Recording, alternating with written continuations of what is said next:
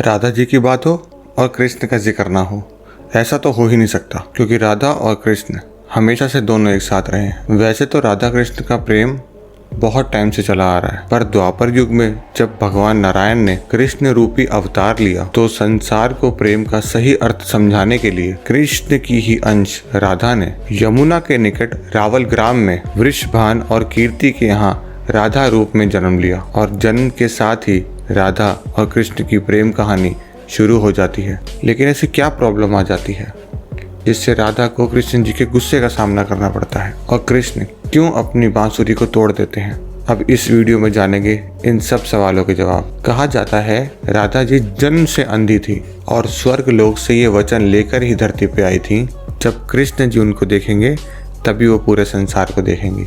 तो देखा आपने कैसे ही बचपन से ही एक दूसरे से जुड़े हुए हैं।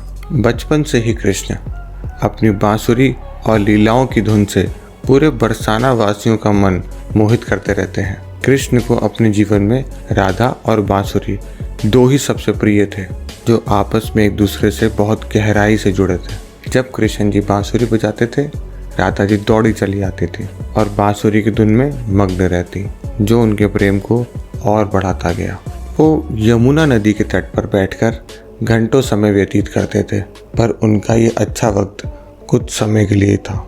जैसे ही मामा कृष्ण को पता चला कृष्ण वृंदावन में है, उन्होंने तुरंत ही कृष्ण को मथुरा में युद्ध का निमंत्रण दे दिया, जिस वजह से कृष्ण को पूरे गांव अपनी माँ और राधा को छोड़कर वहां से जाना था। राधा और कृष्ण दोनों को पहले से ही पता था कि अब कृष्ण वापस नहीं आ पाएंगे और बहुत टाइम तक वो एक दूसरे से मिल भी नहीं पाएंगे। इसीलिए राधा ने कृष्ण के जाने से पहले दो वचन लिए, और पहला वचन था राधा के मन में हमेशा कृष्ण का वास रहेगा, और दूसरा वचन में मृत्यु से पहले उन्हें कान्हा के दर्शन होंगे।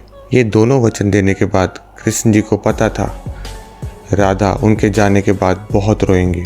राधा हमेशा खुश रहें, इसलिए कृष्ण जी ने भी राधा से वचन लिया कि राधा को कृष्ण की याद में एक भी आंसू नहीं बहाना। ये वचन लेने के बाद कृष्ण मथुरा की ओर बढ़ जाते हैं और राधा वृंदावन में ही रह जाती हैं।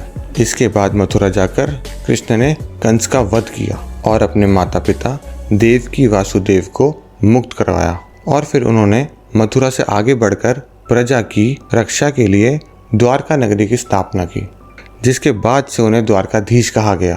कृष्ण द्वारका में रुक्मणी और सत्यभामा से भी विवाह करते हैं, जिसके बाद भी कृष्ण की 16,108 रानियां थी, जिसमें से रुक्मणी कृष्ण की सबसे प्रिय पत्नी थी, जिन्होंने कृष्ण की छवि देखकर ही उन्हें अपने मन में बसा लिया था, और उनसे विवाह करने के लिए वो अपने भाई रुक्मी के अगेंस्ट हो गई थी। प्रेम पत्र के माध्यम से कृष्ण को बुलाकर कृष्ण के साथ भाग गई थी। राधा और कृष्ण के प्रेम की बहुत सी कहानियां हैं, पर उसमें से जानी मानी कहानी ये है, श्री कृष्ण कभी कभी सोते सोते राधे श्री राधे बोल पड़ते थे, जो श्री कृष्ण की रानियों को अच्छा नहीं लगता था।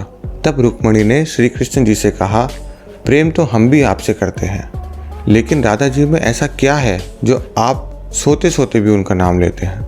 तो कृष्ण बोले, तुम एक बार राधा से मिलाओ, तुम्हें खुद ही पता चल जाएगा, और उनके लिए कुछ लेते हुए भी जाना।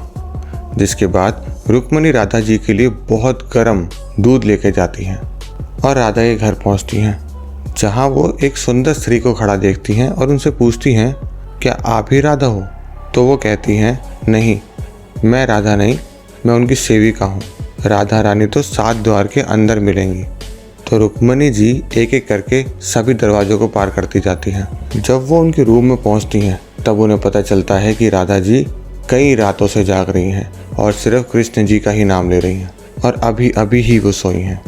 जैसे ही रुक्मणी जी राधा की सहेलियों के सामने जिक्र करती हैं कि कृष्ण ने मुझे भेजा है मिलने के लिए, वैसे ही राधा जी उठ जाती हैं और कहती हैं, कृष्ण ने आज किसी को भेजा है मुझसे मिलने के लिए। रुक्मणी हैरान हो जाती हैं।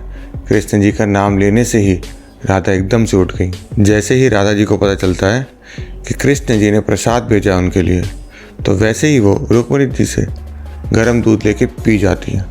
रुक्मणी जी बहुत हैरान हो जाती हैं, फिर थोड़ी देर उनसे बातें करके वापस आ जाती हैं। ये सब हो जाने के बाद जब रुक्मिणी जी कृष्ण के पैर दबाती हैं तब देखती हैं कृष्ण जी के पैरों में छाले पड़े हुए हैं। वो ये देख के हैरान हो जाती हैं और कहती हैं, प्रभु आप कहाँ गए थे जो आपके पैरों में छाले पड़ गए? तो श्री कृष्ण जी कहते हैं, गलती से आपने राधा जी को गर्म दूध पिलाया था जिससे उनके हृदय में छाले पड़ गए हैं और उनके हृदय में हमेशा मेरे चरण कमल विराजमान रहते हैं जिससे मेरे पैरों में भी छाले पड़ गए। तब रुक्मिणी जी को पता चलता है कि दोनों कितना प्रेम करते हैं एक दूसरे से, और प्रेम शरीर से नहीं आत्मा से होता है जो हमेशा चरण कमल के रूप में राधा जी के हृदय में विराजमान रहते हैं। एक कथा में ये भी कहा जाता है, ब्रह्मा जी पृथ्वी लोक आके राधा और कृष्ण का विवाह करवाया था, पर इसके बारे में ज़्यादा जानकारी नहीं है।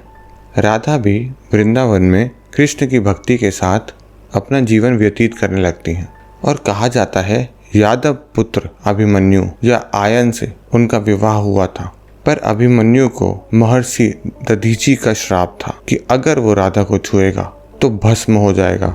इस प्रकार राधा जी कृष्ण के प्रेम से स्वतंत्रता पूर्वक जीवन भर जुड़ी रहती हैं। जब वो अपना शादीशुदा जीवन बहुत अच्छे से निभा लेती हैं और अपनी सारी की सारी जिम्मेदारियों से मुक्त हो जाती हैं, तब वो कृष्ण जी के पास द्वारका आती हैं।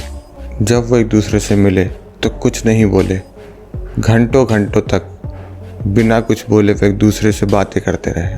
कृष्ण जी के अलावा द्वारका में राधा को कोई पहचान नहीं पाया। उसके बाद राधा जी कृष्ण के साथ ही घर में रहने लगी और कृष्ण जी ने उनको देविका के रूप में घर में जगह दी, जिससे राधा घर में काम करने के साथ साथ कृष्ण जी से बातें भी कर सकती थी। लेकिन कृष्ण जी अब तो अपने राजपाट और अन्य कार्यों में व्यस्त रहते थे, लेकिन राधा जी तो पुराने कृष्ण को ही याद करती रहती थी।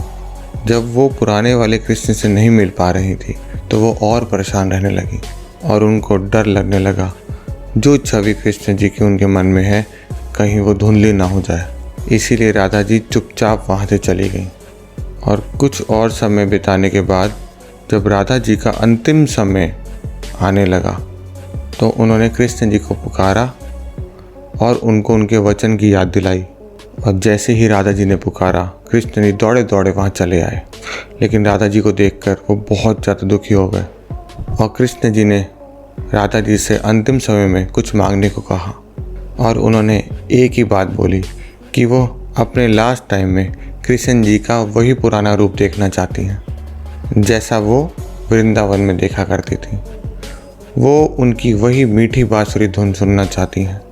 राधा जी का बस इतना कहना ही था कि कृष्ण जी ने बांसुरी उठाई और वही धुन बजाने लगे और धुन बजाते ही दोनों रोने लगे और बांसुरी की धुन सुनते सुनते ही माता राधा ने अपने प्राण त्याग दिए। फिर कृष्ण जी बहुत परेशान हो गए थे।